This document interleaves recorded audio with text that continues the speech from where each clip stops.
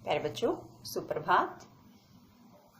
9th class में हमारा जो कृतिका का सेकंड चैप्टर जिसका नाम है मेरे संग की औरतें, उसको आज हम कंटिन्यू करते हैं। बहुत ही रुचिकर कहानी है ये। लेखिका ने पहले अपनी नानी के बारे में बताया, इसके बाद इन्होंने अपनी माँ के बारे में बहुत अच्छे तरीके से वर्णन किया। और आज भी हम इनकी माँ के बारे में ही पढ़ेंगे कि इनकी माँ ने किस तरह से एक अपनी ईमानदारी के प्रभाव से और निष्पक्षता के प्रभाव से लोगों को प्रभावित किया। एक बार जैसे आज हम पढ़ रहे हैं कि एक बार परिवार के सभी सदस्य मतलब जो मर्द जात थे वो सभी पास के गांव में बारात में गए हुए थे और घर की जो औरतें थी वो सभी नाच गाने में व्यस्त थी। और लेकिन लेखिका की माँ को इन सब में रुचि नहीं थी। जैसे हमने लास्ट वीडियो में भी पढ़ा था कि वो जैसे भारतीय नारियों जैसी नहीं थी। तो हमारे यहाँ तो ये भी ऐसा ही होता है, अगर घर की औरतें नाच गाना में लगी हुई है तो सभी औरतें ही लग जाती हैं उसमें। ऐसा नहीं कि कोई अलग बैठे कोई अलग, ऐसा नहीं होता। लेकिन ये जो लेखिका की माँ थी बिल्कुल अलग थी। तो ये चुपचाप अपने कमरे में जाकर सो जाती हैं। रात का समय था, सबको पता था कि घर में कोई आदमी नहीं है, औरतें नाच गाने में व्यस्त हैं। तो उस इलाके का एक प्रसिद्ध नामी चोर था, वह घर में निशाना मतलब सेंध लगाकर आ जाता है। लेकिन बेचारे की बदकिस्मती थी, क्योंकि उसको ये भी पता था कि लेखिका की जो माँ है इस रूम में सोती है। लेकिन उस दिन जो जहाँ लेखिका की माँ का कमरा था वहां नाच गाने का शोर ज्यादा आ रहा था। तो इस वजह से वह दूसरी कमरे में जाकर सो गई। उसी कमरे में वह नामी चोर चला जाता है। वहां जाकर मतलब उसके पैरों की आहट से ही वह उठ जाती है। वह कहती है कि कौन है, जरा पानी पिला। चोर कहता जी मैं, कि कहा ना कि पानी पिला। तो उसने कहा कि मैं तो चोर हूं। तो उसके लेखिका की माँ कहती है होने दो, मुझे तो पानी पिला और ऐसा करना, लोटे पर कपड़ा थोड़ा कस के बांधना, हाथ रगड़ कर धो लेना और थोड़ा ना तरीके से छान कर लाना। लेकिन बेचारा चोर जैसे ही कुएं पर से पानी भरने के लिए जाता है वहां पकड़ लिया जाता है और वह पानी ले आता। जैसे पकड़ने के बाद भी लेखिका की माँ के पास आ जाता है। लेखिका की माँ ने वह पानी पी लिया और आधा पानी उस चोर को पिला दिया और कहा कि हम दोनों ने ना एक ही लोटे से पानी पिया है, तो आज से हम माँ और बेटे हुए। तो आज से चोरी छोड़ और खेती में लग जा। वह चोर उनसे इतना प्रभावित हुआ कि उसने चोरी करनी छोड़ दी और वह खेती में लग गया, उनके यहाँ ही रहकर। और लेखिका कहती कि मैंने भी उसको देखा था, काफी बूढ़ा हो चुका था वो उस वक्त और डरा और हैरान सा रहता था। तो इस तरह से इसमें हमें पता लगा कि लेखिका की माँ का भगवान के साथ सीधा संबंध है। जैसे कि एक और हम इसमें स्टोरी पढ़े मतलब बात पढ़ेंगे कि वो क्या था। आइए पहले चैप्टर पढ़ते हैं, उसके बाद लास्ट में हम बताते हैं। आगे पढ़ते हैं चैप्टर। मेरी परदादी ने मंदिर में जाकर मन्नत मांगी कि उनकी पतोहू का पहला बच्चा लड़की हो। यह गैर रवायती मन्नत मांगकर ही उन्हें चैन नहीं पड़ा। मतलब ये जो मन्नत मांगी नहीं माँ ने, जिसका कोई तुक ही नहीं था, यह मन्नत मांगकर उनको चैन नहीं पड़ा। उसे भगवान और अपने बीच पोशीदा रखने के बजाय सरेआम उसका ऐलान कर दिया। उसे अपने और भगवान के बीच छिपाकर रखने की बजाय सरेआम सबके सामने उसको बता दिया कि मैंने भगवान से लड़की मांगी है। लोगों के मुंह खुले के खुले रह गए। उनके फितूर की कोई वाजिब वजह ढूंढने न मिले। यह जो काम उन्होंने किया इसकी कोई सही वजह उनको मिली ही नहीं कि क्या रीजन है कि एक लड़की मांग रही है। यह भी नहीं कह सकते कि खानदान में पूछतों से कन्या पैदा नहीं हुई थी, इसलिए माँ जी बेचारी कन्यादान के पुण्य के अभाव को पूरा करने के चक्कर में थी। अब ये भी नहीं कह सकते कि परिवार में लड़की नहीं थी, शायद इसी वजह से इन्होंने लड़की मांगी हो, क्योंकि पिताजी की ही नहीं दादाजी की भी बहनें मौजूद थी। हाँ, पहला बच्चा हर बहू का बेटा होता रहा था। मतलब परिवार में हर बहू को पहला बच्चा बेटा ही होता था। खैर माँ जी ने अपनी तरफ से कोई सफाई नहीं दी। मम्मी ने कुछ नहीं कहा कि आपने ऐसा क्यों किया, इस तरह से कुछ नहीं कहा उनसे। लेकिन बदस्तूर मंदिर जाकर मन्नत दोहराती रही, बल्कि नियम अनुसार मंदिर में जाती और वही मन्नत कि मुझे पहला बच्चा ना लड़की हो दोहराती रही। पूरा नकुड़ गांव जानता था कि माँ जी का भगवान के साथ सीधा तार जुड़ा हुआ है। नकुड़ गांव यानी इनके गांव का नाम है नकुड़।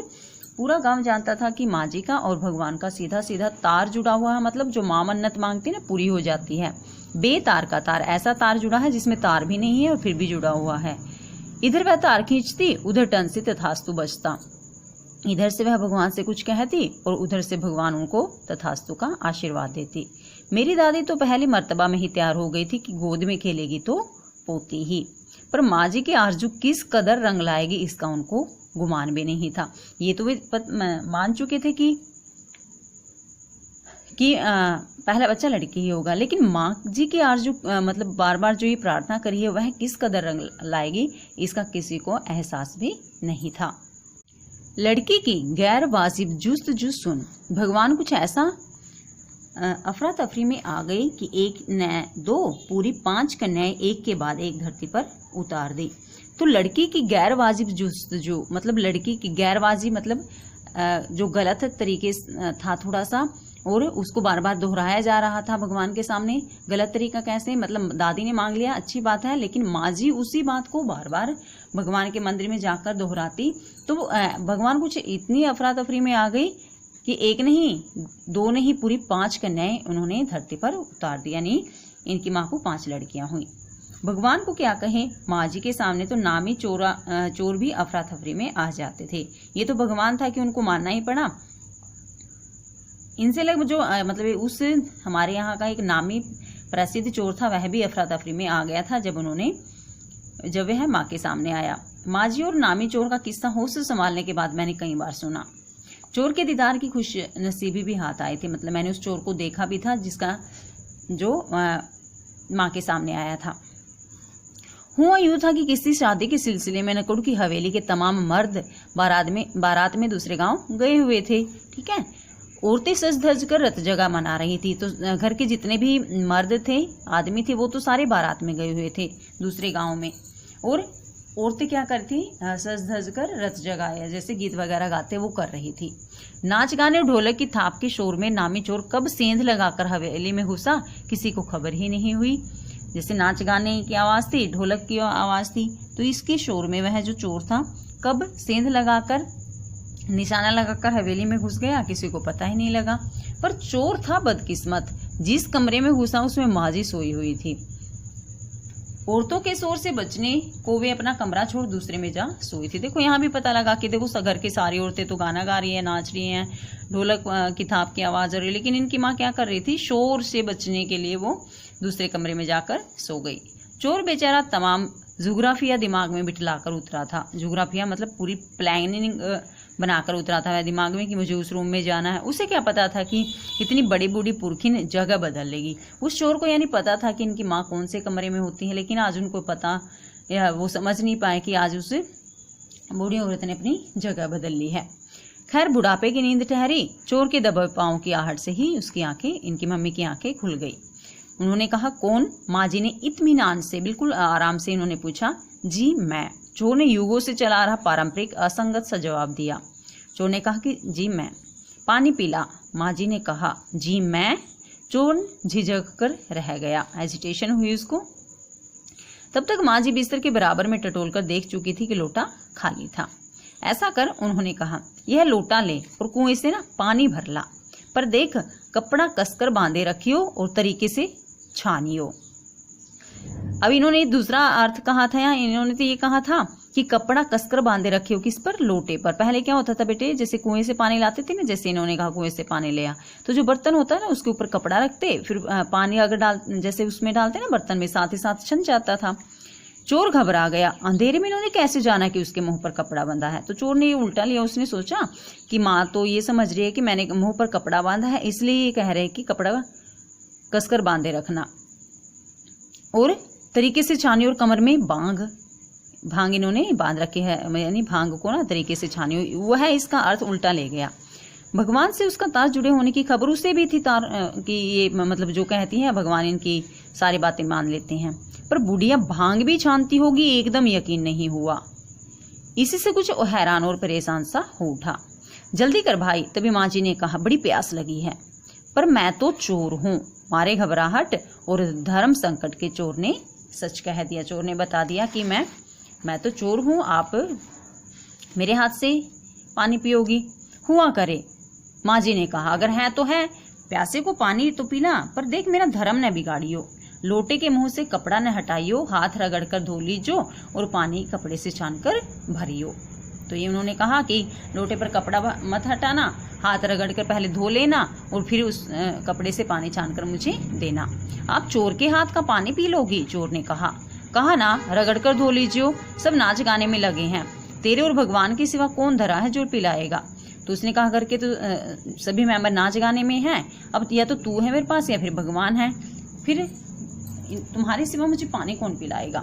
भगवान वहीं कहीं उसके बराबर में धरे हैं। सुनकर चोर कुछ और ऐसा अकबकाया कि लोटा उठाकर चल दिया। उसने सोचा कि भगवान तो इनके पास ही बैठे हैं, ऐसा सोचकर वह बहुत हैरान हो गया और लोटा उठाकर चल पड़ा।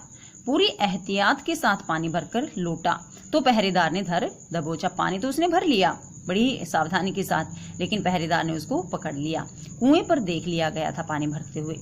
तब माँ जी ने लोटे का आधा पानी खुद पीकर बाकी चोर को पिला दिया और कहा, एक लोटे से पानी पीकर हम माँ बेटे हुए, अब बेटा चाहे तो तू चोरी कर चाहे खेती। तो इनकी माँ ने कहा कि अब मैंने और तूने ना एक ही लोटे से पानी पिया है, तो अब तू मेरा बेटा बन गया है, तो अब तू ना चोरी छोड़ दे और खेती कर ले।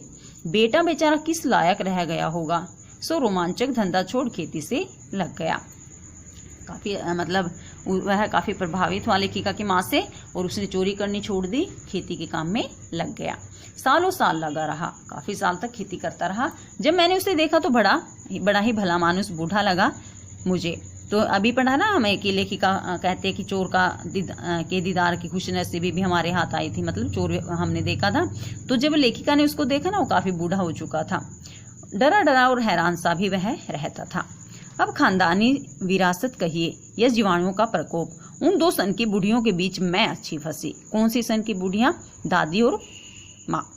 एक तरफ माँ जी के चलते अपने लड़के होने पर कोई हीन भावना मन में नहीं उपजी, मतलब दादी और नानी और माँ की वर्णन है यहाँ कि एक तरफ माँ जी के चलते अपने लड़के होने पर कोई हीन भावना मन में नहीं आई, क्योंकि लास्ट वीडियो में हमने पढ़ा था कि घर में हर व्यक्ति को अपना निजत्व रखने की छूट थी, घर पर मतलब लड़कियों पर कोई पाबंदी नहीं थी। दूसरी तरफ नानी के चलते देश की आज़ादी को लेकर नाहक रोमानी ही रही, और दूसरा नानी जी का प्रभाव, मतलब थोड़ा सा जैसे प्रभाव आता ही है पीढ़ी दर पीढ़ी, तो थोड़ा सा नानी जी के प्रभाव के कारण देश की आज़ादी को लेकर भी मन में काफ़ी रोमांचक रहा। बच्चों बहुत अच्छा लगा होगा आपको चैप्टर पढ़ करिए। इसमें हमें पता लगा कि उनकी परदादी ने जैसे भगवान के मंदिर में जाकर मन्नत मांगी कि हमें पहला बच्चा, मतलब हमारी बहू को पहला बच्चा लड़की हो, और लेखिका की माँ उसी मन्नत को दोहराती रही मंदिर में जाकर। तो भगवान उनसे इतने प्रभावित हुए कि एक या दो नहीं, लगातार 5 बेटियां उनको दी। यह किसका प्रभाव था? यह लेखिका की माँ का भगवान के साथ सीधा संबंध, बेतार का तार, यानी कि अगर कोई व्यक्ति ईमानदार रहता है, मन में कोई छल कपट नहीं रहता, निष्पक्ष भाव रखता है हमेशा, तो सच में उसका भगवान से सीधा संबंध जुड़ जाता है, ऐसे ही जैसे लेखिका की माँ का था। तो प्यारे बच्चों, हमें भी कोशिश करनी चाहिए कि हम हमेशा सच बोले, झूठ ना बोले, छल कपट अपने मन में ना रखें, ईर्ष्या का भाव ना रखें और कड़ी मेहनत करें। इन्हीं शुभ विचारों के साथ सुप्रभात।